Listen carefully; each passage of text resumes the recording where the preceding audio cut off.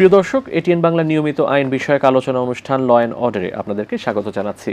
আপনাদের সাথে আছি ব্যারিস্টার এইচ.এম. সঞ্জিত সিদ্দিকী। আজকে আমাদের আলোচনার বিষয় নিরাপদ খাদ্য আইন।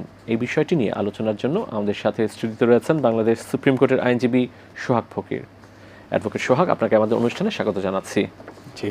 নিরাপদ খাদ্য আইন 2013-র অধীনে ইতিমধ্যে বাংলাদেশ নিরাপদ খাদ্য কর্তৃপক্ষ প্রতিষ্ঠা করা হয়েছে।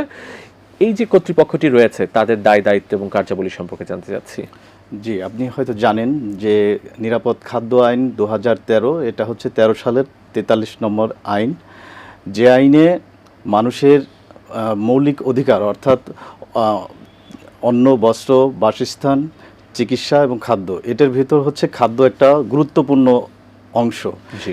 সেই খাদ্যটাকে নিরাপদের ভাবে যাতে জনগণ বা ভোক্তারা গ্রহণ করতে পারে, সেই উপলক্ষে সরকার এই নিরাপদ খাদ্য আইনের অধীনে উপদেষ্টা কর্তৃপক্ষ প্রতিষ্ঠা করেছে, যেখানে হচ্ছে খাদ্য মন্ত্রণালয়ে মাননীয় মন্ত্রীর সহ চেয়ারম্যান এবং বিভিন্ন যারা সংশ্লিষ্ট আছেন তাদের নিয়ে একটি উপদেষ্টা পরিষদ গঠন করেছেন, যারা মোটামুটি খাদ্যকে কিভাবে প্রস্তুত থেকে শুরু করে বিপণন, প্রক্রিয়াজাতকরণ, সরবরাহকরণ এবং সংরক্ষণের জন্য তদারকি করে থাকেন, যাহাতে একটা খাদ্যকে নিরাপদভাবে জনগণের কাছে পৌঁছাতে পারে, এটা নিশ্চিতের জন্য তারা মূলত কাজ করে যাচ্ছেন। জি। আমাদের সমাজে একটি এখন গুরুতর সমস্যা হচ্ছে খাদ্যে ভেজাল মেশানো হচ্ছে।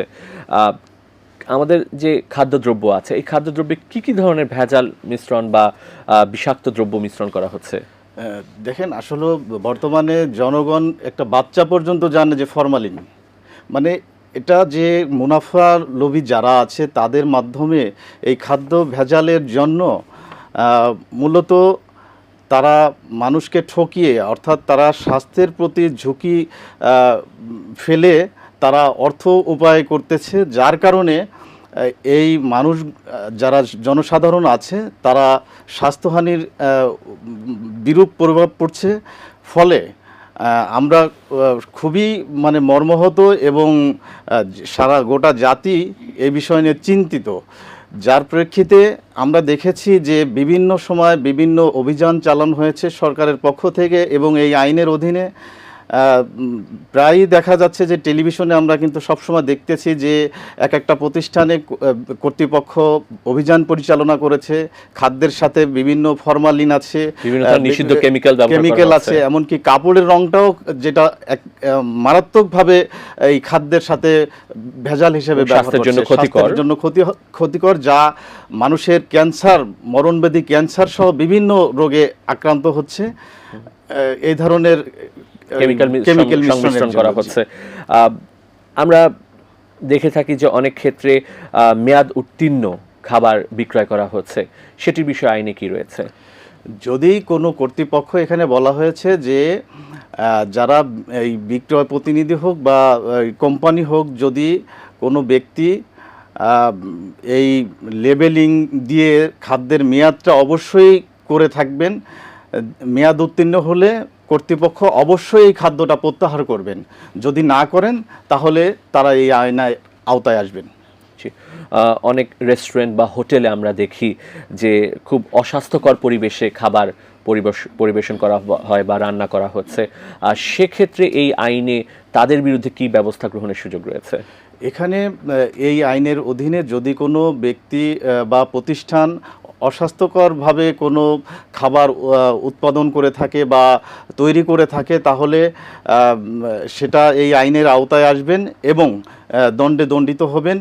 যদি কোনো ব্যক্তি এই আইনের এই আইনের যদি লঙ্ঘন করেন তাহলে অবশ্যই শাস্তির আওতায় আসবেন। এক্ষেত্রে আমরা দেখেছি যে অনেক সময় এই নোংরা পরিবেশ বা আদার্স কোনো সমস্যা যেগুলো হচ্ছে মানুষের জন্য ক্ষতিকর, এগুলো কিন্তু আসলে কোনো এভিডেন্স কিন্তু সরাসরি ভোক্তা দিতে পারে না আদালতে বা কর্তৃপক্ষের কাছে সরাসরি দেখাতে পারে না। এই উপলক্ষে যদি কোনো ভোক্তা দেখেন যে নোংরা পরিবেশে বা অস্বাস্থ্যকর পরিবেশে যদি কোনো কর্তৃপক্ষ খাদ্য উৎপাদন করতেছেন, তাহলে তিনি মোবাইলের মাধ্যমে এটা কিন্তু সংরক্ষণ করে রাখতে পারবেন। এবং এটা সাক্ষ্য আইনে যাই কিছুই থাকুক না কেন, বলা হয়েছে এই আইনে যে সাক্ষ্য আইনে যাই কিছুই থাকুক না কেন, এটা এই ছবি, স্থিরচিত্র বা ভিডিও ফুটেজ এটা সাক্ষ্য হিসেবে গ্রহণযোগ্য হবে। জি, যখন কোনো ব্যক্তি খাদ্যে ভেজাল মিশ্রণ করছেন বা নিষিদ্ধ কেমিক্যাল মিশ্রণ করছেন, সেক্ষেত্রে 2013 সালের আইনে এটি একটি অপরাধ। এই আইনের শাস্তির বিধানটি সম্পর্কে কি বলা হয়েছে? এখানে শাস্তির বিধান বলা হয়েছে যে কোনো ব্যক্তি যদি এই আইন লঙ্ঘন করে তাহলে 3 বছর সশ্রম কারাদণ্ডে দণ্ডিত হবেন এবং 6 লক্ষ টাকা জরিমানা হবেন। যদি পুনরায় তিনি আবার দ্বিতীয়বার একই অপরাধ করেন তাহলে এর দ্বিগুণ অর্থদণ্ডে দণ্ডিত হইতে পারবেন। জি, নিরাপদ খাদ্য আইনে খাদ্য বিশ্লেষণ বা পরীক্ষণের একটি বিধান রয়েছে, সেটি সম্পর্কে জানতে চাচ্ছি। জি, এটা হচ্ছে যদি কোনো খাদ্য ভেজাল থাকে তাহলে সংশ্লিষ্ট পরীক্ষক থাকবেন এই নিরাপদ খাদ্য কর্তৃপক্ষের অধীনে। তারা এটা হচ্ছে পরীক্ষা করবেন যে আসলে কি খাদ্যটা দূষিত ছিল বা নোংরা ছিল বা বিষক্রিয়া ছিল কিনা, তারা পরীক্ষা করবেন এটা।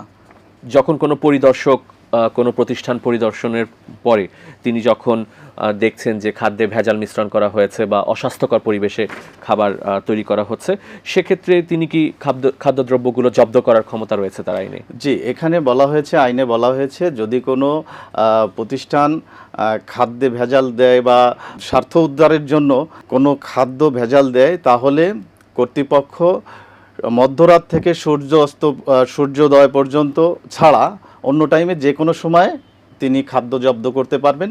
এটা তার ক্ষমতা দেওয়া হয়েছে। যদি এই আইনে কোনো অপরাধ করা হয়ে থাকে, আপনি শাস্তির বিধানটি বললেন, আমাদের এক্ষেত্রে আমরা আমাদের যে বিশেষ ক্ষমতা আইন আছে 1974 সালে, সেখানেও কিন্তু অ্যাডাল্টারেটেড ফুড 25 ধারায় বলা আছে যে যদি খাদ্যে ভেজাল বা মিশ্রণ করে যদি খাদ্যদ্রব্য বিক্রয় করা হয়। এই দুটি আইনের মধ্যে পার্থক্য জানতে চাচ্ছি এবং আমরা জানি বিশেষ ক্ষমতা আইনের শাস্তির বিধানটি আরও বেশি গুরুতর। জি, এখানে বলা আছে যে এই আইনে, এই নিরাপদ খাদ্য আইনে যাই থাকুক না কেন, যদি আদালত বা কর্তৃপক্ষ মনে করেন যে না এই নিরাপদ খাদ্য আইনে যতটুক দণ্ড দেওয়া যাবে তার চেয়ে গুরুতর বা দণ্ড বা উচ্চতর কোনো দণ্ড দেওয়া যায়, যদি কোনো বিধান থাকে তাহলে এই আইন কার্যকর হবে না। যদি চলমান কোনো আইনে যদি সর্বোচ্চ কোনো সাজা দেওয়া ব্যবস্থা থাকে তাহলে ওই আইনে প্রযোজ্য হবে এবং ওই আইনেই সর্বোচ্চ সাজা নিশ্চিত করা যাবে, যার কারণে এই আইনে কোনো বাধা সৃষ্টি করবে না। নিরাপদ খাদ্য আইন 2013-তে যখন কোনো অপরাধের ঘটনা সংগঠন হচ্ছে, এই অপরাধের বিচার প্রক্রিয়া সম্পর্কে কি বলা হয়েছে? এই অপরাধের বিচার সম্পর্কে বলা হয়েছে যে সরকার মহামান্য সুপ্রিম কোর্টের সাথে পরামর্শক্রমে নিরাপদ খাদ্য নিশ্চিতের জন্য একটা খাদ্য আদালত প্রজ্ঞাপনের মাধ্যমে, গেজেটের প্রজ্ঞাপনের মাধ্যমে আপনি এটা প্রতিষ্ঠিত করবেন। হ্যাঁ, ফুড কোর্ট যেটা বলে প্রতিষ্ঠা করবেন। সেক্ষেত্রে প্রথম শ্রেণীর ম্যাজিস্ট্রেট ইহার বিচার করবেন। এক্ষেত্রে যদি মহানগরী এলাকায় হয়ে থাকে তাহলে মেট্রোপলিটন ম্যাজিস্ট্রেটের একটা সমপর্যায়ে একটা আদালত এর বিচার করবেন। এক্ষেত্রে এই আদালত দণ্ড দিতে পারবেন, এই আইনের বিধান মতো সর্বোচ্চ দণ্ড দিতে পারবেন। জি, আপনি খাদ্য আদালতের বিচার প্রক্রিয়া সম্পর্কে বলছিলেন। এই খাদ্য আদালতে মামলা যিনি দায়ের করবেন, মামলা দায়েরের পরে সাধারণত কত সময়ের মধ্যে মামলাগুলো নিষ্পত্তি হয়ে থাকে? একটা মামলা যখন দায়ের করার পরে এটা যখন খাদ্য পরিদর্শক থেকেও দায়ের করতে পারবেন বা কোনো ব্যক্তি যদি মনে করে সেও আদালতে মামলা দায়ের করতে পারবেন। তাহলে এটার হচ্ছে তদন্ত যে কর্তৃপক্ষ, এটা হচ্ছে উনি তদন্তকারী যে কর্মকর্তা থাকবেন, তিনি 90 দিনের মাধ্যমে এইটার তদন্ত সম্পন্ন করবেন। যদি সম্ভব না হয় তাহলে আরও পরবর্তী 2 মাস সময় নিতে পারবেন আদালতকে অবহিত করার মাধ্যমে। জি, আপনি বলছিলেন যে খাদ্য আদালত অর্থদণ্ডের প্রদান করতে পারেন। এই অর্থদণ্ড যেটি দেওয়া হচ্ছে, এটি কি যিনি ভোক্তা বা যিনি সংক্ষুব্ধ ব্যক্তি তার কি সেই অর্থদণ্ড কি তিনি প্রাপ্ত হবেন কিনা? জি, যদি কোনো প্রতিষ্ঠানকে অভিযুক্ত করা হয় বা কোনো ব্যক্তিকে অভিযুক্ত করা হয়, তাহলে যে অর্থ এখানে দণ্ড করা হবে তার 25% অর্থ অভিযোগকারীকে দেওয়া হবে যদি প্রমাণ হয়, তাহলে সে পাবেন। কিন্তু এক্ষেত্রে যদি কোনো নিরাপদ খাদ্য কর্তৃপক্ষের কোনো ব্যক্তি বা তদন্তকারী কর্মকর্তা যদি অভিযোগ করে থাকেন, তাহলে তিনি পাবেন না। শুধুমাত্র ভোক্তাই যদি অভিযোগ করে থাকেন, তাহলে তিনি ওই অর্থদণ্ডের 25% অর্থ থেকে তিনি পাবেন। আপনি এই আইনে যে শাস্তির বিধানটি বললেন, এই শাস্তিটি কি মোবাইল কোর্ট পরিচালনার মাধ্যমে দেওয়া সম্ভব? জি, মোবাইল কোর্ট আইন 2009 এর অধীনে মোবাইল টিম, এটা মোবাইল আদালত যেটা বলি আমরা, মোবাইল কোর্ট, এটা অর্থদণ্ড দিতে পারবেন, এখানে কোনো বাধা থাকবে না। সেক্ষেত্রে সংক্ষিপ্ত বিচার প্রক্রিয়া প্রযোজ্য হবে। মোবাইল কোর্ট আইনে যে বিচার প্রক্রিয়া আছে সেটি প্রযোজ্য হবে। সেক্ষেত্রে খাদ্য আদালতে মামলা দায়ের করার প্রয়োজনীয়তা নেই। এই আইনের যে ধারায় যে অপরাধগুলোর কথা বলা হয়েছে সেটি কি জামিনযোগ্য? জি, এই আইনের 23, 24, 25, 26, 27, 28, 29, 30, 31, 33, 34, 35 এবং 37 ধারা আমলযোগ্য এবং অজামিনযোগ্য। ইহা ছাড়া বাকি যে ধারা অপরাধগুলো আছে, এটা হচ্ছে জামিনযোগ্য অপরাধ হিসেবে গণ্য হবে। খাদ্য আদালত যখন কোনো ব্যক্তিকে সাজা প্রদান করছেন, এই সাজার বিরুদ্ধে আপিল দায়েরের সুযোগ রয়েছে কিনা? জি, যদি কোনো ব্যক্তি অভিযোগে অভিযুক্ত হন এবং তাহলে তিনি সংক্ষুব্ধ হইলে এই রায় এবং আদেশের সাথে পরেই তিনি 30 দিনের মধ্যে তিনি জেলা ও দায়রা জজে আদালতে তিনি আপিল করার সুযোগ পাবেন এবং বিজ্ঞ আদালত 60 দিনের ভিতরে এই আপিল নিষ্পত্তি করবেন। জি, আপনি বলছিলেন যে যখন একই ব্যক্তি পুনরায় আবার এই অপরাধটি করছে, খাদ্যে ভেজাল মিশাচ্ছে বা মেয়াদ উত্তীর্ণ খাদ্য বিক্রয় করছে, দ্বিতীয়বার বা তৃতীয়বার যখন অপরাধ করছেন, সে বিষয়ে আইনে সুনির্দিষ্টভাবে কি রয়েছে? সুনির্দিষ্ট বলা হয়েছে যে সেই ক্ষেত্রে এই আইনের অধীনে তিনি অর্থদণ্ডে যদি ফার্স্টে যে দণ্ডে দণ্ডিত হবেন, পরবর্তীতে তিনি দ্বিগুণ অর্থে দণ্ডিত হইবেন। ফৌজদারি মামলার আমরা বিষয়টি দেখলাম যে এখানে খাদ্য আদালত বা মোবাইল কোর্টের মাধ্যমে শাস্তির বিধান রয়েছে। যদি এক্ষেত্রে কোনো ব্যক্তি দেওয়ানি আদালতে মামলা করতে চায়, যেমন আমরা অনেক ক্ষেত্রে দেখে থাকি যে ভেজাল খাদ্য পরিবেশনের কারণে অনেক ব্যক্তি একই সাথে হাসপাতালে ভর্তি হয়েছে এবং আর্থিকভাবে ক্ষতির সম্মুখীন হয়েছে, সেক্ষেত্রে কি তিনি দেওয়ানি আদালতের প্রতিকার পেতে পারেন? জি, অবশ্যই এই আইনে তিনি দেওয়ানি আদালতে তিনি প্রতিকার পাইতে পারেন যদি তার ক্ষতির যদি আর্থিকভাবে নিরূপণ করা সম্ভব হয়, তাহলে ক্ষতির 5 গুণ দাবি করে তিনি দেওয়ানি আদালতে মোকদ্দমা করতে পারবেন। নিরাপদ খাদ্য আইনটি 2013 সালে প্রণীত হয়েছে। ইতিমধ্যে প্রায় আমরা দেখছি 12 বছর আইনটি প্রায় কার্যকর রয়েছে, কিন্তু এখনো আমরা দেখছি যে বিশেষ করে খাদ্যে ভেজাল সেটি কিন্তু বন্ধ হচ্ছে না। এটি রোধে কি করণীয় রয়েছে, বা শুধু কি আইন দিয়ে খাদ্য ভেজাল রোধ করা সম্ভব? আসলে আমাদের যদি মানসিকতা যদি ভালো না হয়, তাহলে আইন দিয়ে কিন্তু আসলে সম্ভব করা যায় না। কারণ একই প্রতিষ্ঠান যখন একটা অর্থদণ্ডে দণ্ডিত হচ্ছেন, কিন্তু দ্বিতীয়বার দেখা যাচ্ছে আবারও করছেন, তৃতীয়বার আবারও করছেন, এভাবে কিন্তু প্রায়ই আমরা মিডিয়াতে বা অন্য ভাবে আমরা দেখতে পাচ্ছি এবং জনগণের কাছে আসছে বিষয়টা সংবাদপত্র বা গণমাধ্যমের মাধ্যমে। কিন্তু যদি তারপরও আছে কিছু বিষয় আছে, যেমন আমরা যদি জনগণকে এই আইনটা সম্পর্কে ভালোভাবে আরও সচেতন করতে পারি, তাহলে মনে হয় যে যেই ক্ষতিগ্রস্ত হবেন সেই কিন্তু আসলে আদালতে বা খাদ্য কর্তৃপক্ষের কাছে কিন্তু এটা অভিযোগ দায়ের করতে পারবেন। যার কারণে এটাও কিন্তু বলা হয়েছে যে মানুষকে সচেতন করার উদ্দেশ্যে আমি আবার আগে বলেছিলাম যে অর্থদণ্ডের 25% কিন্তু যেহেতু অভিযোগকারীকে দেবেন, সরকার কিন্তু এইভাবে কিন্তু মানুষকে সচেতনটা করে যাচ্ছে। কিন্তু আসলে জনগণ সবাই কিন্তু আইনটাকে মনে করে যে আসলে একটা হয়রানির জায়গা, বা আদালতকে মনে করে একটা হয়রানির জায়গা, যার কারণে অনেকে কিন্তু ক্ষতিগ্রস্ত হয়ে কিন্তু আইনের আশ্রয় নিতে আসে এখানে না। যে বিশেষভাবে একটি খাদ্য আদালত বা ফুড কোর্ট প্রতিষ্ঠা করা হয়েছে, এই বিষয়টি হয়তো অনেকে অবগত নয়। জি, তারা মনে করে যে মোবাইল কোর্টে দিবেন, মোবাইল কোর্ট শাস্তি দিচ্ছেন ওটাই, কিন্তু আসলে যে খাদ্য ফুড কোর্ট আছে এ সম্পর্কে কিন্তু অনেকেই জানে না। এই বিষয়ে কিন্তু আমাদের জনগণের মাধ্যমে সচেতন তা বৃদ্ধিটা করা আমাদের অনেক জরুরি। মানে এই আইনটি সম্পর্কে জনগণকে অবগত করা এবং জি। আইনটির প্রচারের প্রয়োজনীয়তা আছে। এক্ষেত্রে কি নিরাপদ খাদ্য কর্তৃপক্ষ যারা রয়েছে তাদেরকে কি আরো কার্যকর করার কোনো সুযোগ রয়েছে? তাদের ভূমিকা, বিশেষ করে আমরা জানি যে 64 জেলায় এইটি তদারকি করা, নিরাপদ খাদ্যর বিষয়টি তদারকি করা কিন্তু অনেক বেশি জনবল প্রয়োজন রয়েছে। সেক্ষেত্রে তাদের কি কোনো লিমিটেশন রয়েছে এসব ক্ষেত্রে? না, এক্ষেত্রে দেখা যাচ্ছে যে দেখেন যে শুধু এই আইনের অধীনে কিন্তু কোনো অভিযান পরিচালনা হচ্ছে না। এর সাথে কিন্তু আপনি দেখেন ভোক্তা অধিকার আছে, মোবাইল কোর্ট আছে, বিভিন্ন সংস্থা কিন্তু এর সাথে, বা আইন প্রয়োগকারী সংস্থা আছে যারা কিন্তু এটা অভিযান পরিচালনা করছে। কিন্তু তার সত্ত্বেও কিন্তু আসলে দমানো যাচ্ছে না, যেহেতু মানুষের কিছু কিছু অপরাধীদের মানে মন মানসিকতা এমন হয়ে গেছে, তাদের উচ্চ মুনাফা আশায় তারা এই অপরাধটা নিয়মিত করে যাচ্ছেন। কিন্তু আমার মনে হয় যে এখানে আসলে জনগণের সচেতনতা বৃদ্ধি যেমন জরুরি, তেমন এই নিরাপদ খাদ্য কর্তৃপক্ষের আরও জনবল বাড়ানো আরও জরুরি। যার কারণে আমরা আসলে প্রতিনিয়ত কিন্তু জনগণ এই খাবারে যে ভেজালটার জন্য কিন্তু মারাত্মকভাবে ক্ষতিগ্রস্ত হচ্ছে, এবং শিশু থেকে বৃদ্ধ সবাই কিন্তু এটার উপর মারাত্মক প্রভাব পড়ছে। এখানে যে শাস্তির বিধানটি রয়েছে, অর্থদণ্ড, আমরা অনেক ক্ষেত্রেই দেখে থাকি পত্রপত্রিকায় যে কোনো প্রতিষ্ঠানকে ভেজাল খাদ্য পরিবেশনের জন্য 1 লক্ষ টাকা অর্থদণ্ড দেওয়া হয়েছে।